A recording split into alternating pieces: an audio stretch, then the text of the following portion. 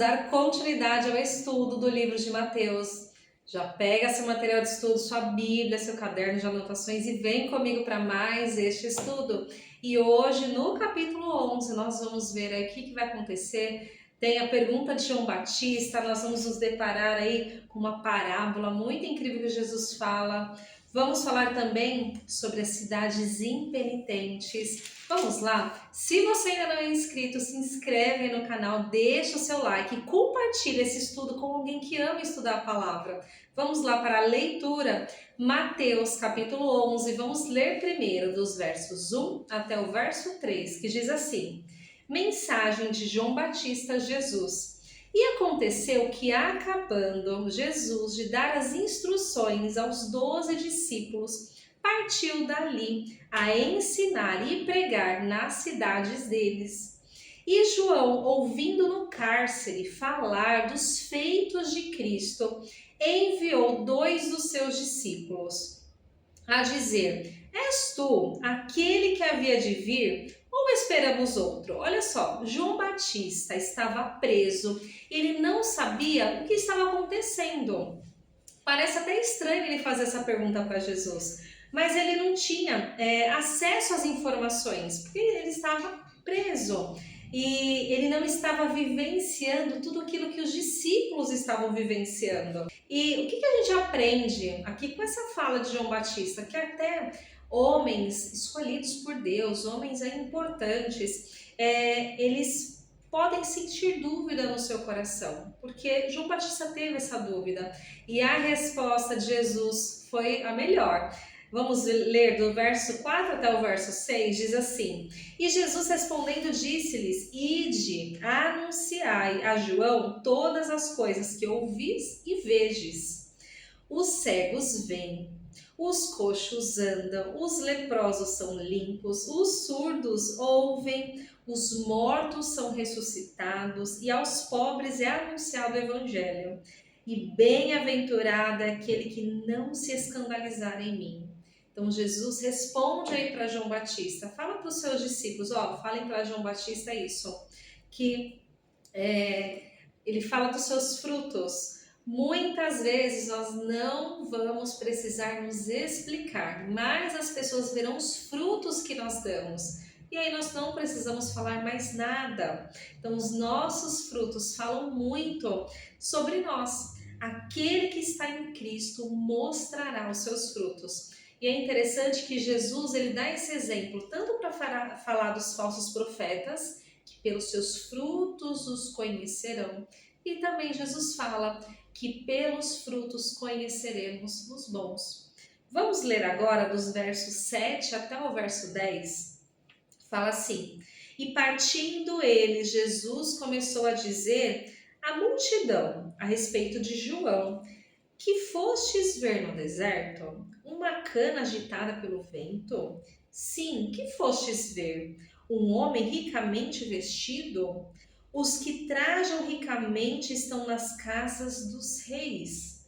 Mas então, que fostes ver? Um profeta?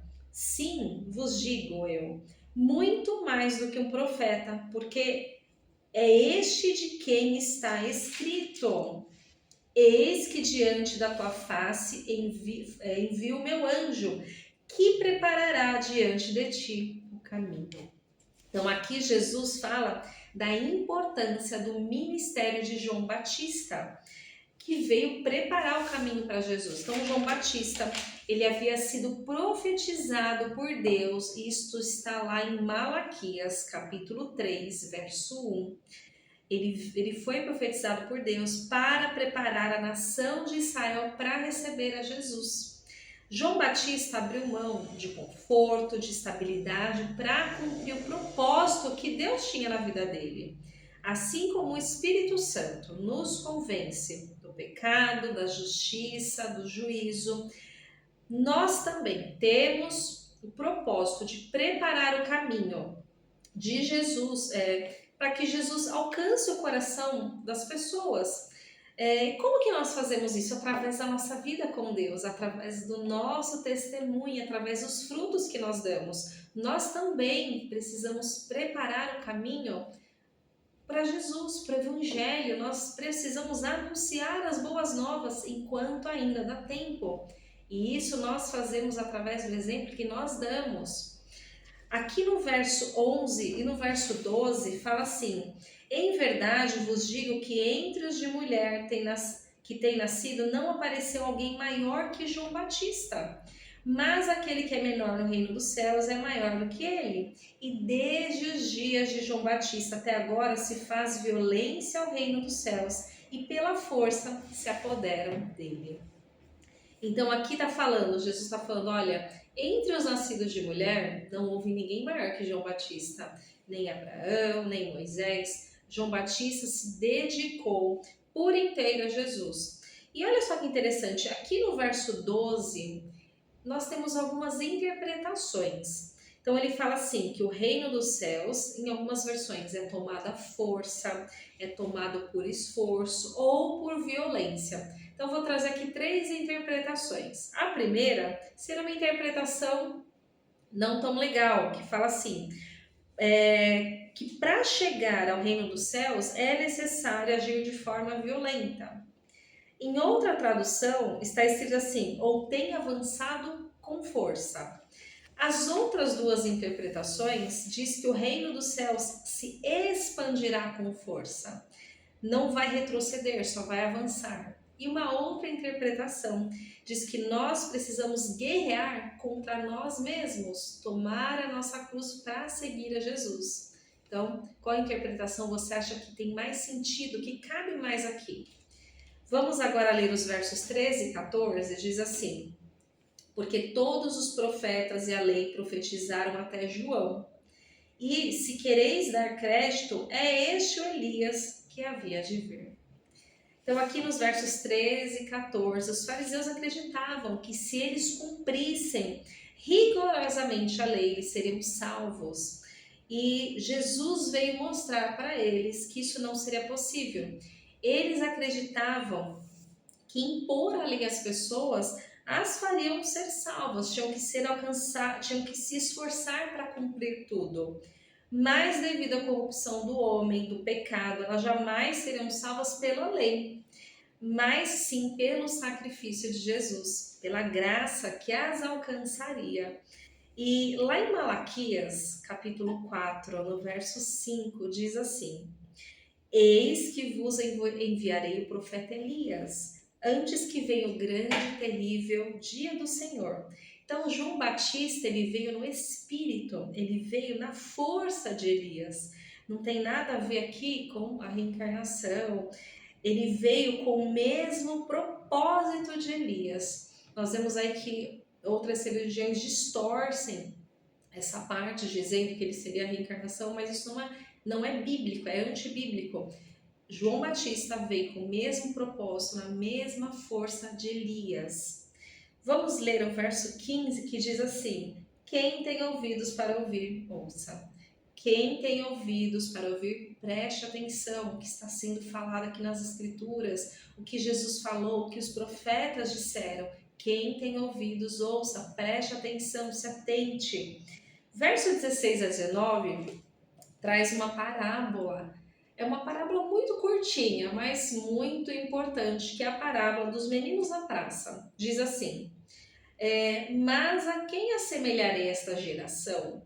É semelhante aos meninos que se assentam nas praças e clamam aos seus companheiros e dizem: tocamos-vos flauta e não dançastes, cantamo-vos lamentações e não chorastes, porque veio João, não comendo nem bebendo, e diziam: tem demônio. E veio o filho do homem, comendo e bebendo, diziam: eis aí um comilão, um beberrão, amigo dos publicanos e pecadores. Mas a sabedoria é justificada por seus filhos. A sabedoria é comprovada pelas obras. Então, olha só, qual que é a explicação para essa parábola? Israel queria tanto, esperava tanto o Messias, e quando o Messias veio, ele foi rejeitado. Então, nós vemos aí que as pessoas, elas nunca estão satisfeitas. Essa parábola mostra a inconstância, a dureza de coração das pessoas. Nunca estão satisfeitas com nada. Vamos ler agora do verso 20 até o verso 24, que fala das cidades impenitentes, diz assim: Então começou ele a lançar em rosto as cidades onde se operou a maior parte dos seus prodígios, ou não se haverem arrependido, dizendo: Ai de ti, Corazim, ai de ti, Betsaida, porque se em Tiro e em Sidom fossem feitos os prodígios que em vós se fizeram, há muito que se teriam arrependido com saco e com cinza. Por isso eu vos digo que haverá menos rigor para Tiro e Sidom no dia do juízo do que para vós. E tu, Cafarnaum, que te ergues até os céus, será batida até aos infernos, porque se em Sodoma tivesse sido feitos os prodígios que em ti se operaram, teria ela permanecido até hoje. E eu vos digo, porém, que haverá menos rigor para os de Sodoma no dia do juízo do que para ti.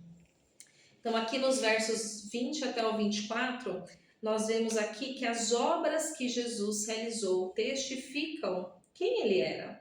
Ele está dizendo que aqueles que o negaram, mesmo vendo os seus milagres, sofrerão pior juízo do que aquelas cidades terríveis dominadas pelo pecado.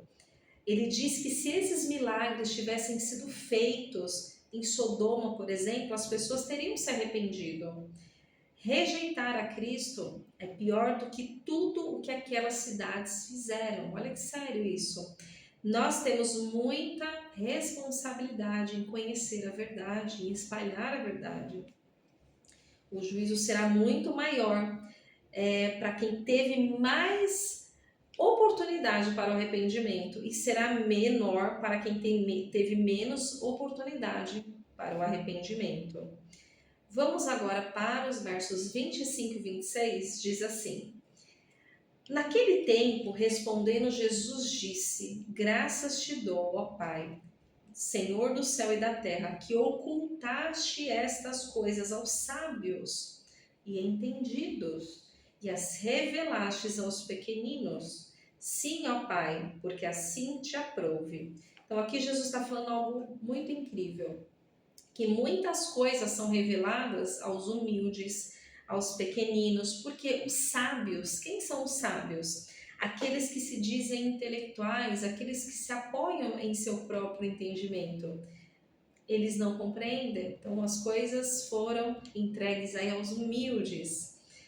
Verso 27 fala assim: Todas as coisas me foram entregues por meu Pai, e ninguém conhece o Filho senão o Pai. Ninguém conhece o Pai senão o Filho, e aquele a quem enviou o Filho o quiser revelar. Então aqui está falando que ninguém conhece a Deus senão por meio de Jesus. Deus só é revelado através do seu Filho Jesus. Mesmo no Antigo Testamento, nós vemos várias tipificações de Cristo: Adão, José. E olha só que interessante, lá em Jó, capítulo 19, verso 25, fala assim: Eu sei que o meu Redentor vive. Então, Jó está declarando que mesmo que tudo pareça estar perdido, alguém o justificaria, alguém o resgataria. Então, todo o Antigo Testamento é a promessa do Messias. Versos 28 ao 29 diz assim: Jesus faz um convite para você: Vinde a mim, todos os que estáis cansados e oprimidos, e eu vos aliviarei. Tomai sobre vós o meu jugo e aprendei de mim, que sou manso e humilde de coração, e encontrareis descanso para as vossas almas, porque o meu jugo é suave e o meu fardo é leve. Então aqui Jesus faz um convite para você, faz um convite para nós. E esse convite, para quem é esse convite? Para todos. Venham a mim. Ele não fala quem, ele fala todos, venham a mim. Qual que é a promessa desse convite? Todos os que estão cansados e sobrecarregados. Então você está cansado, está sobrecarregado, não está aguentando mais? Vá até Jesus. Qual que é a promessa? darei descanso a vocês. Então o Senhor dará o descanso que nós precisamos. Nós vamos encontrar descanso no colo do nosso Pai, no colo de Jesus. Em Jesus nós podemos descansar. Quando você está em Cristo, o peso, Ele carregará o peso para você. Olha só, quando você está em Cristo, Ele carregará o peso para você. Estando com Ele, nós podemos suportar qualquer peso, nós não seremos sobrecarregados. Tem até aquela imagem que mostra o jugo, né, que é colocado aqui nas costas do boi, né, onde colocam as cargas. Então, aquilo que é um jugo, algo pesado, algo que sobrecarrega, e Jesus fala, o jugo dele é suave, o fardo dele é leve, porque ele carrega o peso para nós. É muito lindo. Essa questão do fardo, da bagagem, né? Nós vamos carregar uma cruz, mas Jesus ele vai nos ajudar a carregar essa cruz. Nós não vamos carregar sozinhos. Que lindo, não? Esse foi o estudo de Mateus, capítulo 11. Espero que você tenha gostado. Manda esse estudo para mais uma pessoa. Se inscreve aqui no canal. E a cada semana nós temos aprendido com as palavras de Jesus, com tudo aquilo que Jesus ensina aos seus discípulos, ensina às multidões, e como nós temos aprendido e trazido isso para a nossa vida, porque o mais importante é isso, não só ouvir, mas colocarmos em prática. Fiquem com Deus e aguardem o próximo estudo. Até mais!